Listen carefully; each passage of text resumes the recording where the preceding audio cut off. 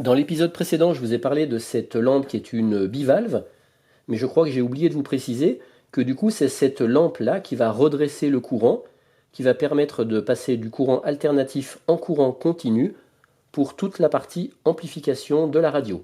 Maintenant je vais faire un test sur le châssis pour savoir s'il est isolé ou non du secteur. Donc pour ça je me mets en testeur de continuité. Je vérifie, c'est bon. Maintenant je branche une pointe de touche sur une fiche du secteur, l'autre sur le châssis. Donc c'est bon, je suis en over limit. Donc là c'est bon, j'ai pas de continuité. Je me branche sur l'autre broche du secteur. C'est bon, ça sonne pas.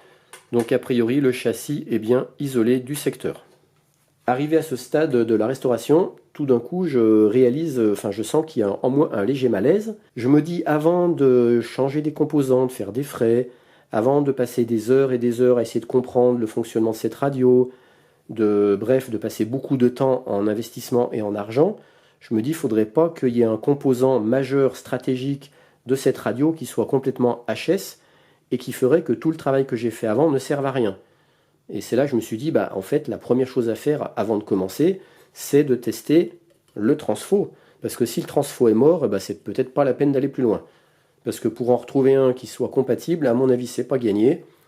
Donc là, je me suis dit, arrête tout, commence déjà par tester ton transfo. Le transfo, je parle bien du transfo d'alimentation, il est ici. Et je vous montre le dessous. Le dessous est là, on va le regarder de plus près. Il est ici, on va le regarder d'encore plus près. N'étant pas un pro en électricité, loin de là, je ne suis pas du tout à l'aise avec ces transfos. Mais de ce que j'en sais, c'est que a priori, ici, on aurait le primaire, donc le secteur. Donc là, on voit qu'il y a 0, 110. Là, en fait, on voit que c'est marqué 130.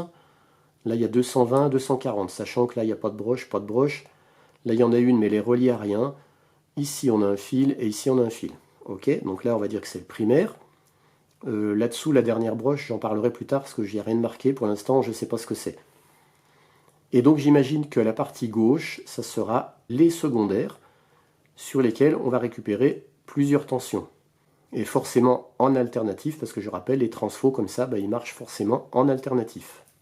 La première chose que je voudrais faire, c'est déjà m'assurer que les bobinages, tant au niveau du primaire qu'au niveau des secondaires, ne sont pas coupés. Parce que s'ils sont coupés, le transfo, il est mort. Pour ces tests-là, je vais me servir de mon multimètre en fonction ohmmètre. Si j'obtiens une valeur, ça veut dire que le fil n'est pas coupé. Si ça m'affiche OL over limit, ça veut dire que le fil y sera coupé. Pour cette série de tests, attention, on ne branche pas la radio, bien sûr. J'en profite pour vous dire qu'au début, il ne faut jamais brancher une radio sans avoir fait un minimum de diagnostic, surtout une radio ancienne comme ça. Donc vous verrez, je ne suis pas prêt de la mettre sous tension. Pour l'instant, voilà, c'est tout hors tension. Et puis là, je prends mon multimètre, je me mets en fonction lecture au mètre. J'ai rajouté mes grip fils. Et puis je vais me brancher. Pour l'instant, je vais déjà tester le secondaire. Donc ne sachant pas à quoi correspondent les plots, je vais me brancher un peu au pif dans un premier temps. Voilà, là je me suis branché entre la première borne en haut et la deuxième. Et je trouve une valeur de 335 ohms. Donc déjà, celui-là, ce bobinage, il est bon. Maintenant, je reste toujours une sonde sur la broche 1. Et je viens mettre sur la broche 3.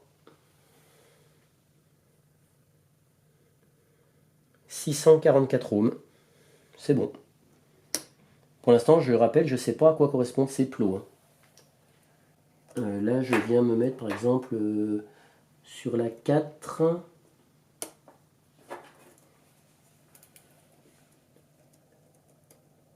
Et la 5. Là, j'ai 0,35 ohms. Donc là, par contre, c'est très peu. Pour l'instant, je ne sais pas si c'est normal ou pas. Mais en tout cas, le fil n'est pas coupé. Là, je viens me mettre tout en bas. Là, j'ai 0,49 mégaohms. Donc là, par contre, il se peut que j'ai des tours de courant, enfin oui, des retours de courant par le circuit.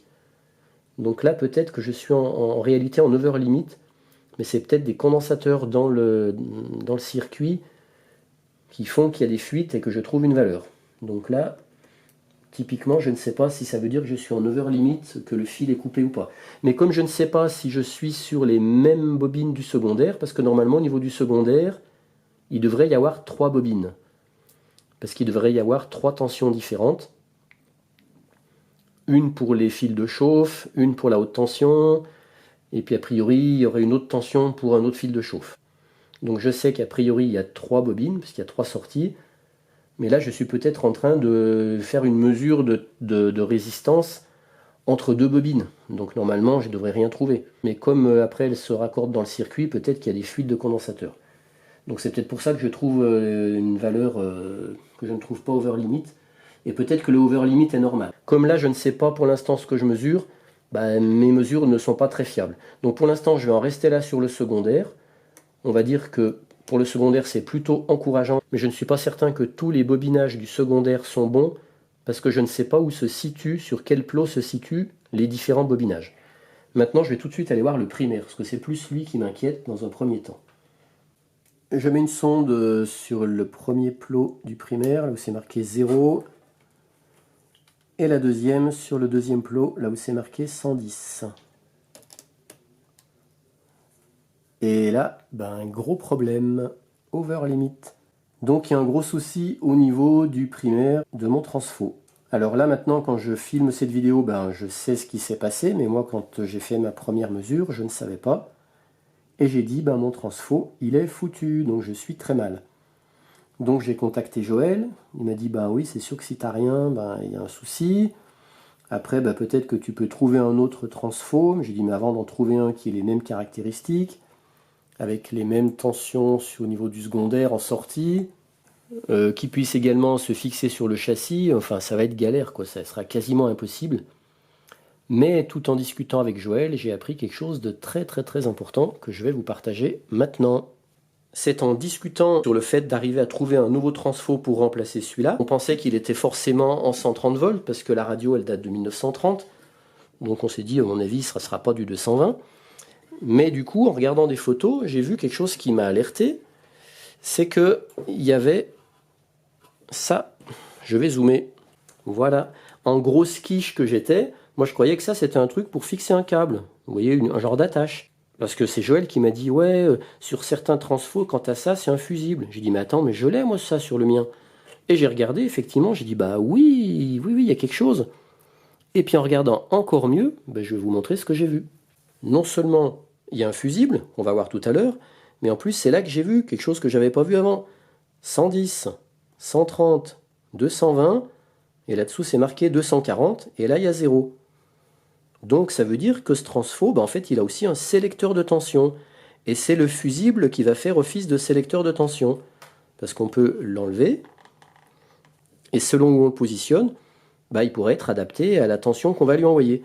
Donc là si par exemple je veux lui envoyer du 220 volts, je le mets ici. Si je l'alimente en 110 volts, je le mets là. Si je l'alimente en 130 volts, je le mets là. Et du coup, moi, comme je vais le mettre en 230 volts, je vais le laisser à 240. Donc ça, première bonne nouvelle, déjà, ce transfo, il n'était pas forcément en 110. Et puis en plus, deuxième bonne nouvelle, il y a un fusible. Et c'est là que Joël m'a dit, attends, regarde ton fusible, parce que si ça se trouve, ton fusible, c'est lui qui est cramé. Et c'est peut-être lui qui fait que tu trouves over limit sur la résistance du ohmmètre sur le primaire. Donc là, je ne connaissais pas, et ça s'appelle un fusible carton. Et en fait, normalement, il y avait un petit fil ici, qui n'y est plus, donc qui a complètement disparu. Et vous allez voir, effectivement, c'est pour ça que mon transfo ne pouvait pas marcher, parce que si je fais un test de continuité au niveau des bornes de mon fusible, vous allez voir que j'ai rien du tout. Je me mets en testeur de continuité, je vérifie, c'est bon. Et là, je prends le fusible, hop, hop, voilà. Donc effectivement, mon fusible, il est bien coupé. Comme je l'ai dit tout à l'heure, ça s'appelle des fusibles carton. Donc comment ça se passe? On dévisse.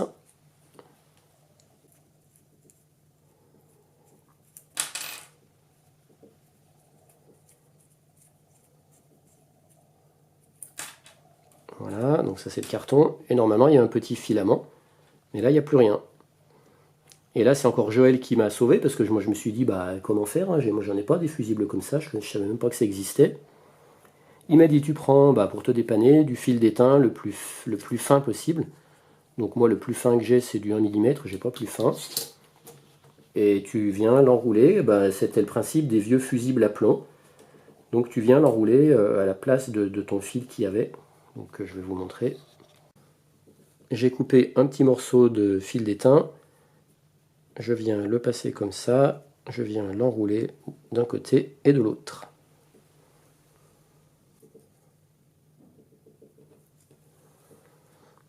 Et voilà, comme ça me dépannera. Ça aura deux fonctions. Ça rétablira le contact. Et puis ça fera quand même office de fusible. Alors certes, pas aussi sensible que celui d'avant, mais ça fera comme les plombs autrefois, c'est-à-dire si vraiment il y a un courant trop fort, eh ben, le fil d'étain il va fondre et se rompre. Et comme ça mettra toute la radio hors tension. Donc là, je vais retester tout de suite la continuité de mon truc. C'est bon. Allez, maintenant je le repositionne. Je me mets sur la position 240 volts. Parce que comme ça, comme le secteur est en 230, si jamais j'ai des petites pointes de tension, c'est plus prudent de me mettre sur le 240. Et je vais pouvoir retester le primaire de mon transfo. Je branche cette pointe de touche sur le 0